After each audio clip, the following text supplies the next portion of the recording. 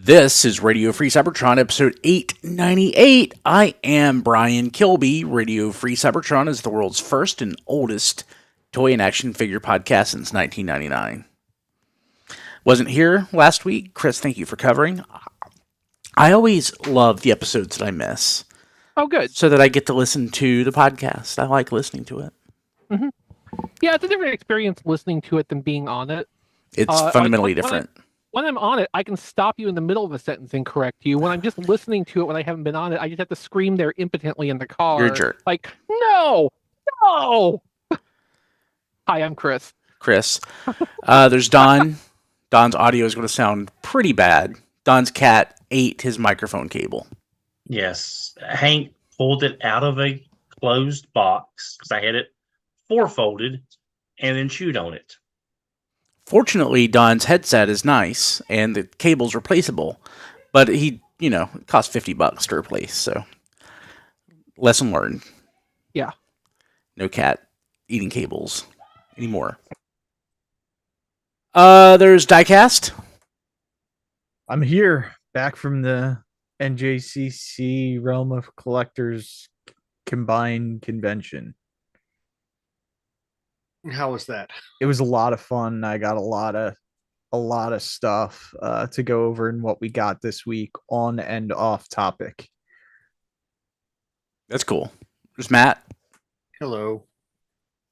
And Rob. Hello. A couple of things to mention today before we get into the news. There's a new episode of Transform Squadron by Rob Springer posted to the website and to Patreon. And it is part of Rob's Halloween site programming for the year. I don't know if you know this, but Rob loves Halloween. No. It is his favorite thing. I've known Rob over 20 years, and I've known for over 20 years that his favorite thing is Halloween. Also, a friend of the show, Jesse Wittenrich, had messaged me that a friend of his has a Kickstarter up, and he wanted me to check it out. It's apparently they've done a series of Action Force checklists, like for the comics, and they're getting into G.I. Joe and Transformers. And you can check that out at afteractionreport.net. So, wanted to mention that. That is not part of Rob's Halloween programming for the year. I don't even think it's part of Jesse's Halloween programming for the year. I don't think so either. No. Do want to also mention that Beast Wars the album is finally out. Finally. This was supposed to come out, in June? Yeah. It's on streaming platforms, including YouTube. So if you want to enjoy... You can go listen to it for free. Yeah. If you want to enjoy that, go listen. So I had a quick browse through this before the show.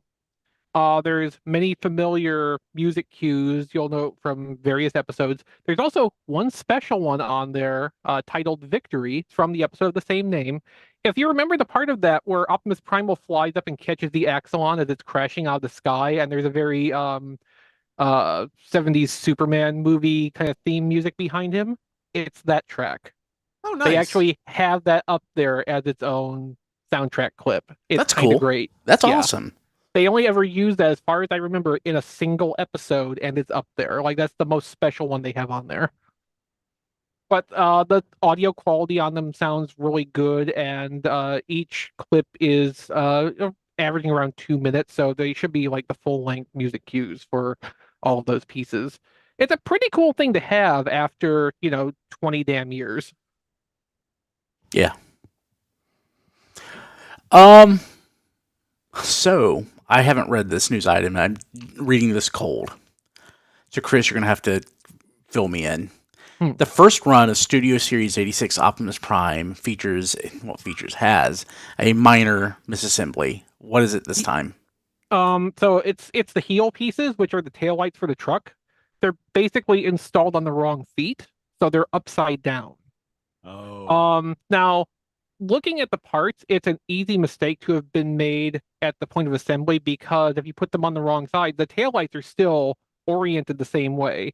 So if they're just using that as the basis for comparison, like, they're not going to really notice it's wrong. but when they're assembled the way they are in the package, they have the like curved lip on the bottom, which is not, it seems to be not how that's intended to work. So this requires knocking a pin out, just like a normal straight pin, not a flathead rivet or anything. It's not quite as bad as the Legacy Galvatron kind of reassembly. But if you knock the pin out and switch the sides around, um, it works out. Then there is sculpted detailing where after you do that swap, those lines match up better, kind of signaling that that is almost certainly how it was intended to be put together. As it comes out of the box, there seems to be no functional issue caused by this. So if you're not equipped or comfortable with knocking pins out and resetting parts, it's not going to fall over on its back or anything because of this. It's just going to look not quite right. And probably when they get around to a second run of these at some point down the line, this will probably end up corrected. Just based on the fact that production copies of this toy have been in people's hands for weeks and it took until now for this to get noticed, kind of underscores how it's a cosmetic problem. It's not significant to any operation of the toy. It transforms fine, it stands fine. It's just if you want it to be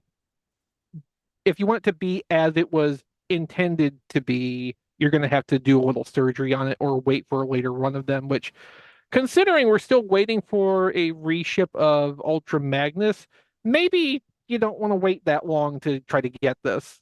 I just want him to be all that he can be. Yes. It looks really, really minor. Mm-hmm. It is. Yeah, there's a video on YouTube where someone demonstrates the knocking the pins out and swapping the pieces around. If you've got the little pin driver tool, it's pretty trivial to actually do that. You can buy a set of those for like $6. When is he supposed to be out in the US? November? Maybe, which means anytime between now and November. I'm hoping he comes sooner rather than later. Yeah. Yeah, it's unfortunate, but like I wouldn't even notice it. Would not even notice if mine was wrong. Like And ever. It seems like it's going to be more noticeable in vehicle mode than robot mode. And I mean, hardly, because again, the taillights are on the correct sides, whichever way these parts are installed. So it's not like it's going to be inverted. And I guess you might have an open top on them, but again, since this has been in people's hands for weeks and nobody brought up this problem until the last few days, I don't even think it's that noticeable in general. Probably if whoever first put this out there had kept it to themselves, it probably would have been weeks more before anybody caught on to that. Well, here's the thing. The heels are actually not hollow. So that's why I think people were having a hard time being able to tell. Yeah. Yeah. Which is, it's good that there's not a lot of hollow spaces on this because of the price point. I bet there's been like mistransformations or misassembly things that have popped up over the years that nobody even caught. And some just took a while to catch on to. Also, a good example is Power of the Prime's Elita 1. As that toy comes, the toes are on the wrong side of the toes are swap sides with their legs. So the legs themselves are so thick and chunky, the toy will stand just fine if you leave it alone. If you switch it around, then the toe surfaces line up for the A stance the way they're intended to, but it doesn't really matter. It's this kind of thing. Okay. This is something that I saw pop up on my news feed yesterday, and I haven't had a chance to dig too deep into it. So there is a Center Gen X initiative, and that features a collaboration with Toho. Yeah, apparently. A lot of collaborations with a lot of things. Yeah.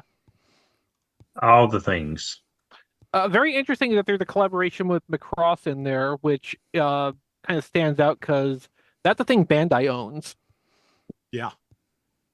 I mentioned on Twitter that someone at Harmony Gold felt a disturbance in the lawsuit force. Yeah. So Mhm. there's a Macross thing that we don't know anything about yet. A Zoids Diaclone Transformers crossover? That's crazy. So the Zoids crossovers are separate from the Transformers ones, mostly. Like if you read down a little bit, there is Zoids and Spider-Man with one of the recently designed smaller Zoids with a little Spider-Man pilot figure. It comes in normal and black costume variants. And I feel like that might be something that falls on people's radars for like Marvel US #3 purposes. To get a little posable Spider-Man figure for that. Yeah, I kind of like it. Yeah, the Spider Zoid is pretty nice. That's the one that Diecast got me for my birthday a couple of years ago. Okay, yeah.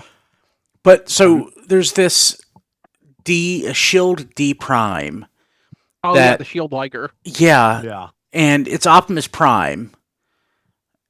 And it's a Zoid. And it's Diaclone. So the Diaclone part of it, I think, is only looped in there because like they have the Dionaut figures. Zoids traditionally have opening cockpits and little pilot figurines. I'll take it. I mean, since it's named Shield D Prime, it could be a pirate figure. That's true. I get that reference. Thank you. No, I don't. I'm pretty sure the Diaclone part is One Piece, just so they have justification to throw a Dionaut in there as the pilot for the Zoid. I need this. I need basically, that. it's just a Zoid transformer. I need it. I wish it was the Blade Liger and not the Shield Liger. The Blade Liger is a much cooler design. I'm just hoping it's not modern Diaclone prices, because I'd like to actually get one. It probably is. Mm. I was a little disappointed that it wasn't like a lighter shade of blue. Then they could have worked a Visionaries crossover in with everything else, and it'd be Leoric. No, they wouldn't. They wouldn't do that. There's also Godzilla Cross Transformers, which is Studio Series 86 Grimlock as Megatron, as Godzilla. With Sludge's head? Apparently. That's ridiculous. I love it. And Kingdom Laser Prime as Mechagodzilla. Wait. So, how is it supposed to be? How is it supposed to be Mechagodzilla? Because they say so. Yeah. Kiryu is what they call the more recent Mechagodzillas to my recollection. That's crazy. The one thing I would like to see the inside of the trailer, just because if they did any changes, which I'm probably sure they didn't, it's all cosmetic. But it would be nice if there was like an actual a mazer cannon in there or something. But I don't think they went to that much trouble. There's a lot of because we say so with both of these. Yeah, I mean, I like the Studio Series Grimlock mold. It's great. I like the look of the thing, but at the same time, I feel like they could have gone a little further, done a little bit of remolding, so that basically he did not have to wear a Godzilla Transformers crossover logo on his chest like a freaking Halloween costume. Mm-hmm. It's ridiculous. I love it. Yeah. Someone on Twitter, I can't give credit, said that these look like, what was that guy that donned something costumes, did all the Halloween costumes back in the 80s? Oh, Don Post costumes. Yeah, someone said these look like they're just Don Post costumes. Kinda. Yeah. There's also a slide that says that at some point we will be getting Transformers and Monster Hunter crossover. And yeah, I thought you'd be interested in that. Definitely. That's, hopefully a little bit more remolding than we're seeing on some of these, but you could probably make a really cool Rathalos out of Transmetal 2 Megatron without too much work. Yeah. But yeah, there's a lot of good options there. We could get a lot of fun things out of that. So I hope it is creative. They have a slide for Zoid's Monster Hunter. They've done a couple of those already, but I'm hoping they'll do some more. Yeah, this is just really, really weird. It's weird. I love it. Is. So the successor to EarthSpark is Cyberworld, and we have toy listings. So it's names. I don't know that we can derive much from this. Mirage, Galvatron, no, probably not. Skybite, Scorponok. Snarl, Off-Road. Never heard of any of those names. Yeah. Right? We're expecting the Cyber Changers is probably the deluxe analog for this. But like otherwise, this is just kind of like, typical cross section of characters. Some of it makes me like think of Cyberverse a little bit more in what they're pulling from. Having Skybite in there, more esoteric characters, I guess, like Off-Road. That's not like a major name that gets reused a lot. It feels like it has more Cyberverse energy than the kind of stuff we were seeing offered through EarthSpark. The one that's listed as Meg Bull kind of interests me because if it's Megatron either as a bull or a bulldozer, that could be an interesting thing to have. A Megatron bulldozer that's a bull. Yes. It makes me think back to some of the abandoned concept stuff, including Buffalo Dump, which was the fandom sweetheart for a while. Buffalo Dump. Yep.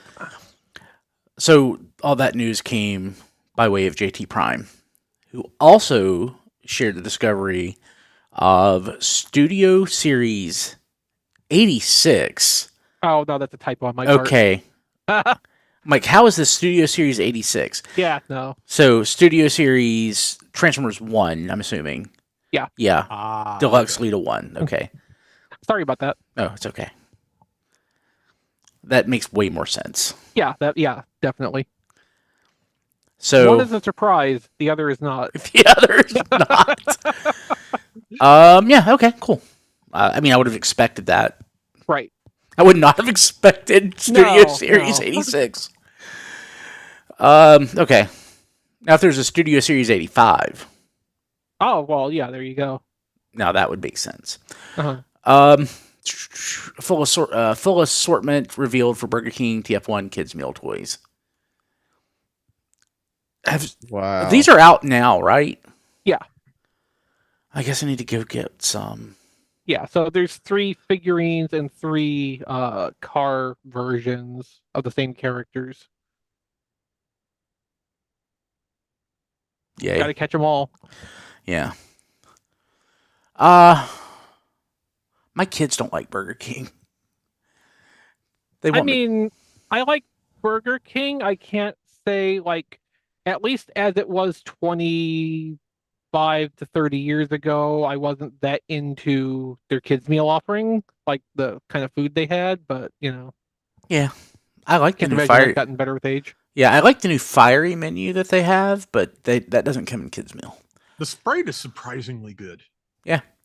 Fast food Sprite, I find, usually is because the mix is a lot higher than what you get in the retail stuff. Sonic Sprite Zero is amazing.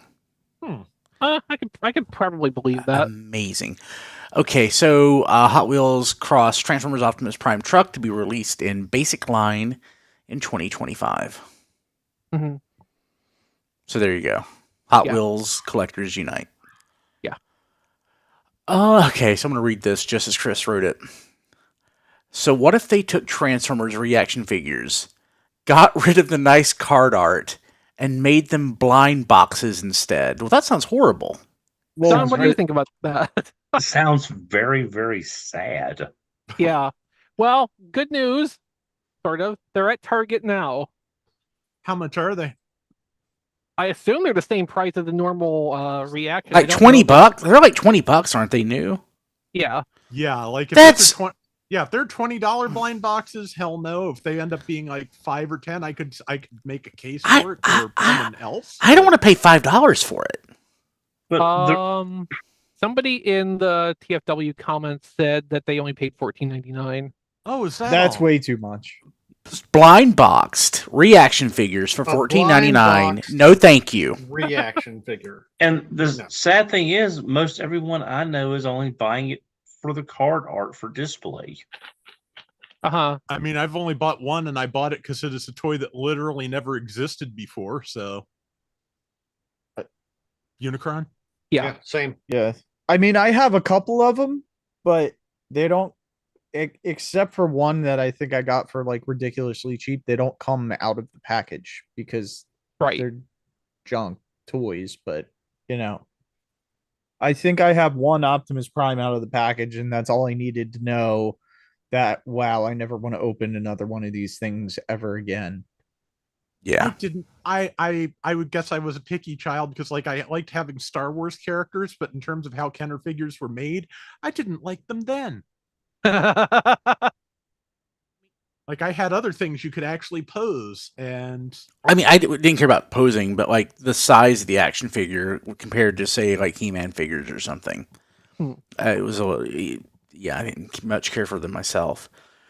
Okay, let's jump to what we got this week. We'll start, of course, with Transformers. Off topic or ham sandwiches are exclusive to patrons at patreon.com/dfradio. Brian, yes. Why do we call them ham sandwiches? Because I got pissy one episode, and we were talking about, I was like, God, we talk about these things too much. I called them ham sandwiches just as like a term of like, yeah. Do you want to talk about this ham sandwich you got this week? Something like that. Yeah. So, yeah, but it fits, so I'm good with it. And people like them. It was just making the show run too long, so. We decided to make it a Patreon segment. So we have had some questions over the last few weeks about why we call the segment ham sandwiches. So I wanted to get that out there on the record again. That was like so behind the scenes. It was just the term that Brian came up with for random off-topic stuff. Yeah. Behind the scenes, like sometimes I will get like very pissy about things, like somebody bumping their microphone too much. Or, whatever. And that just happened to be what bugged me that week. So, yeah. But I love the term. This is why we make sure Brian has a steady supply of caffeine throughout every episode. Yeah. Yeah. The CPAP machine also helped with things like that. Yeah. Okay.